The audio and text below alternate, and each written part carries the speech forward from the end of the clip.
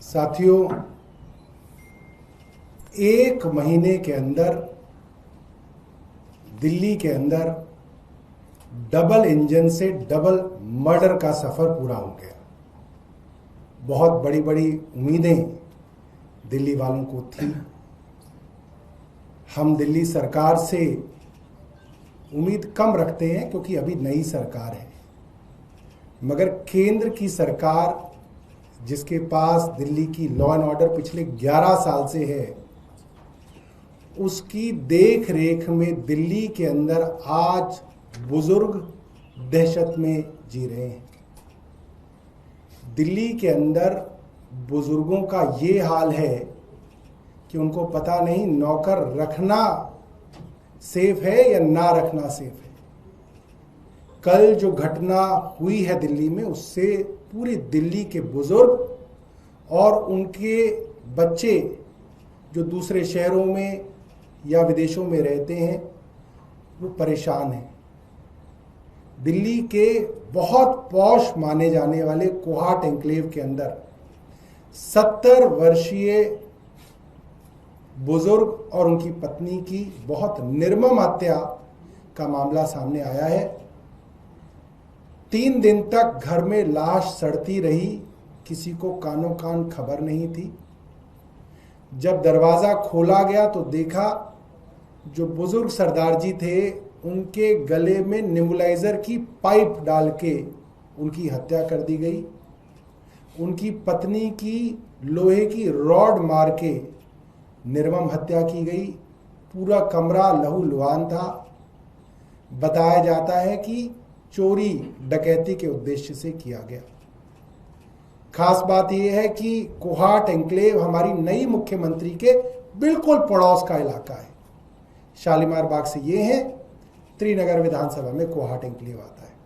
उन्हीं के दूसरे पड़ोस में 2 दिन पहले न्यू अशोक विहार फेस 1, वो भी उनके बिल्कुल पड़ोस में है।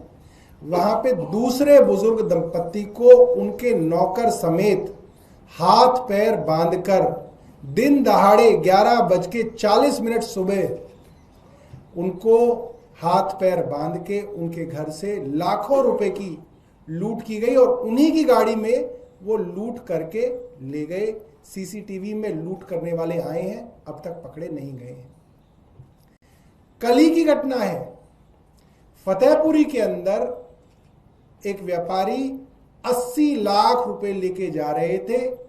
7:40 शाम का 7:40 क्या होता है? ये तो सबसे पीक टाइम होता है और फतेहपुरी जैसी जगह में तो सारी दुनिया उस सड़कों पे होती है। वहां पे बंदूक की नोक दिखा के व्यापारी से 80 लाख रुपए दिन दहाड़े लूट लिए गए।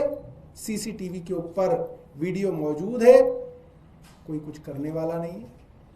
1 फरवरी की घटना है, एक बुजुर्ग की हत्या की गई और उनके यहाँ जो मेडिकल इक्विपमेंट थे, 80 साल के बुजुर्ग की हत्या करके उनके मेडिकल इक्विपमेंट लूट लिए गए।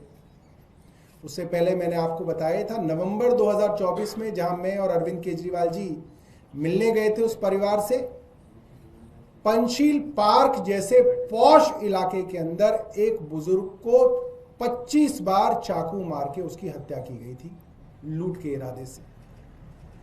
और ये मामले ऐसे नहीं है कि इक्के दुक्के मामले हैं।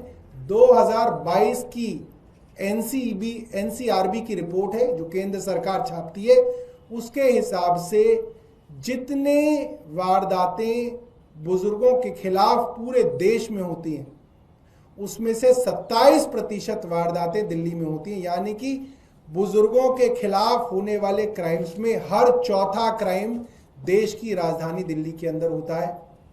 और ये वो राजधानी है जिसकी लॉ एंड ऑर्डर की कमान जो है केंद्र सरकार और उनके गृह मंत्री के हाथ में है। बड़ा आसान है, कोई और राज्य होता तो हम कहते कि पुलिस के ऊपर कार्रवाई हो,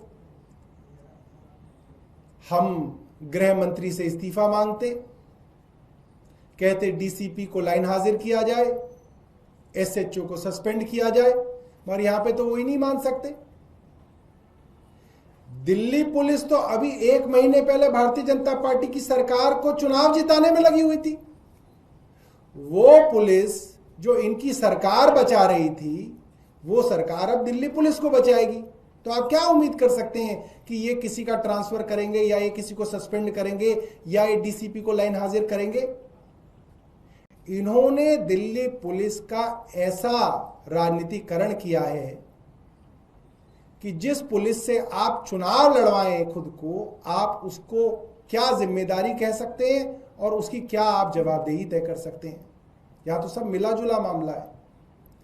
मगर इसके बावजूद हम कुछ बातें कहेंगे जो केंद्र सरकार को करनी चाहिए। अब 11 साल हो गए, अब जरूरी है कि कुछ चीजों के ऊपर सकारात्मक कदम उठाए जाएं।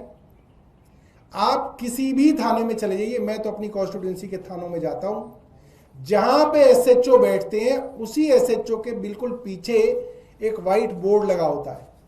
उस व्हाइट बोर्ड पे लिखा होता है इस थाने में कितने इंस्पेक्टर हैं, कितने पद हैं, कितने रिक्त हैं, कितने सब इंस्पेक्टर हैं, पद कितने, कितने रिक्त हैं।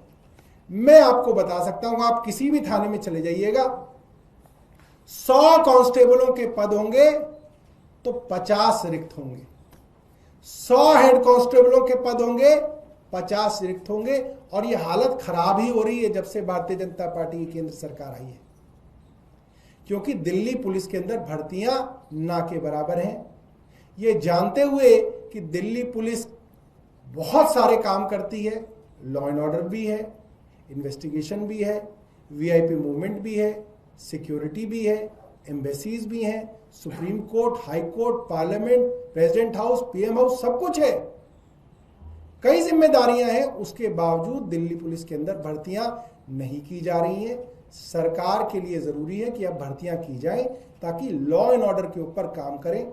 आप किसी एसएचओ से कहिए कि यहां पे आपका 20 कांस्टेबल नहीं आता, वो कहता है बिल्कुल नहीं आता, मेरे पास 20 कांस्टेबल है ही नहीं। चार्जशीट नहीं होती। सबसे बुरा हाल बुजुर्गों के खिलाफ जो क्राइम है उसके अंदर चार्जशीटों का है। 30% केसों के अंदर चार्जशीट होती है। ये 2022 का एनसीआरबी का डेटा दिखाता है। मैं आपको एक दो वीडियो दिखाता हूं, अभी की कल की ही जो लूट है उसकी वीडियो है, एक बार आप दिखा दीजिए भाई।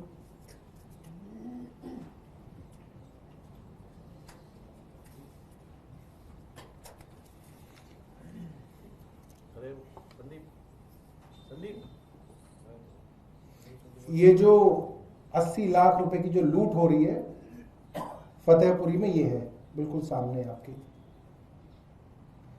ये देखिए बंदूक दिखाई गई और इससे बैग लेके 80 लाख रुपए दिन दहाड़े लूट लिए गए। मैं चाहूंगा दिल्ली को डबल इंजन के कई वादे किए गए थे, कम से कम एक मुख्यमंत्री से इतनी उम्मीद की जा सकती है कि उनके पड़ोस में ये निर्मम हत्या हुई है, कम से कम इनके परिवार वालों से वो मिलने जाएं और वहाँ उनके परिवार को कुछ सांत्वना दें। ये एक मिनिमम एक्सपेक्टेड है दिल्ली की मुख्यमंत्री से। क्यों?